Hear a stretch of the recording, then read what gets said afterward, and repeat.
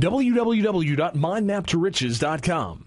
Should You Fake Confidence by Jeremy Gislason. Believe in yourself, have faith in your abilities. Without a humble but reasonable confidence in your own powers, you cannot be successful or happy. Norman Vincent Peale. In business and in life, confidence is a very important trait. It can help us get a new job, win over a new client, and build relationships with new business partners. For some, confidence comes naturally. They walk in with their heads held high and make decisions with ease. They go into every situation with an optimistic outlook, and even if things don't turn out quite as they hoped, they keep looking forward. It seems that nothing can stop them. But for others, self-assuredness doesn't come so easy. Sometimes they aren't confident in their abilities. Others, they simply don't believe in their own people's skills. Whatever the reason, a lack of confidence can be a deal breaker in all sorts of situations, from getting a date to getting into the college of your choice to scoring a new account at work. Many a business guru has suggested that those who lack confidence simply pretend to be sure of themselves. This fake it till you make it mentality has been the subject of many books, seminars, and coaching programs. But does it really work? In the short term, it can. If you've got a big meeting with a prospective client coming up in 20 minutes and you're sweating bullets, faking confidence may be your only option. So you take a deep breath, go over your key selling points, walk in with a smile on your face, and give a firm handshake. After much eye contact and tooting your own horn, you walk out with a deal. But then what? You accomplished your immediate objective, getting a new client. That's wonderful, but this is only the beginning of your relationship with that client. You'll probably be meeting with him again and talking on the phone to him and exchanging emails. Will you be able to keep up the facade, or will your confidence erode a little with each encounter? And what about interactions with other potential clients? Will you be able to fake it convincingly with them? Instead of faking it, build it. Getting ahead in a difficult profession requires avid faith in yourself.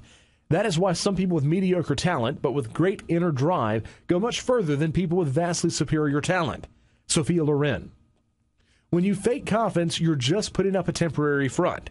That can work in some situations, but it's not a long-term solution. In order for confidence to work, it must be genuine. It must emanate from deep inside you. It must be natural and effortless. That doesn't mean if you lack confidence, you're doomed to a life of failure. It means that you must build up your confidence. It's really not as hard as you might think. It's okay if you have to fake it at first. In fact, that's not a bad idea at all. Faking confidence is certainly better than going into a situation feeling you're destined to lose and letting it show. And when you're dealing with someone for the first time, it's quite possible they won't know the difference. As long as you do your best impersonation of a confident person, pay attention to your posture, keep your voice steady, participate fully in conversations, and call everyone by name, there's a good chance that it'll work out to your advantage. It's what happens after that initial success that counts. You must let yourself enjoy your victory, and then take full credit for it. All too often, business people who lack confidence fail to do this. They're happy that things worked out in their favor, but they don't realize that they made it happen. They call it a fluke or chalk it up to the forces of the universe or think, boy, I really pulled the wool over his eyes. Instead of continuing such a pattern of negative thinking, why not use your victories to build up genuine confidence? Now you have an accomplishment under your belt. Use it to remind yourself that you're capable of great things. It doesn't matter if you haven't reached your big career goal. You've won a battle that puts you one step closer to it. And that's certainly something to be proud of. To make the most out of the experience, replay it in your mind and analyze what you did to make it a success. The way you carried and expressed yourself likely had a hand in it, but that will only get you so far. In order to convince a client that you're the best man or woman for the job, you've got to have something that sets you apart from the competition. Was your presentation spectacular? Did you create a sample that blew them away? Put yourself in the client's shoes and figure out why you made the cut. Then file that information away to boost your confidence when you need it most.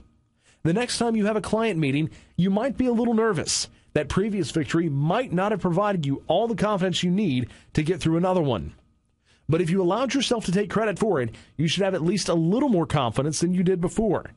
Use that to propel you through, and fake it a little if you must. When you succeed once again, you'll have something else to bolster your confidence in the future. Of course, we can't be victorious every time, but it's crucial not to let that knock down the confidence you've already built up. If you experience a setback, analyze it just as you would a victory. Determine where you went wrong, or if the result was even any fault of your own. File your conclusion away for your future reference, and then return your focus to the times when you've been successful. After a few successes and acknowledgments that you are responsible for those successes, confidence should no longer be an issue. You should be able to walk into any situation with a positive attitude, and that should show in both your speech and your body language. Instead of faking it, you'll have a natural aura of optimism and self-assuredness. You'll attract the respect and success that you deserve. Discover how to live a happier, healthier, and wealthier life with the Mind Map to Riches series of self-improvement books, audios, and mind maps. Go to www.mindmaptoriches.com.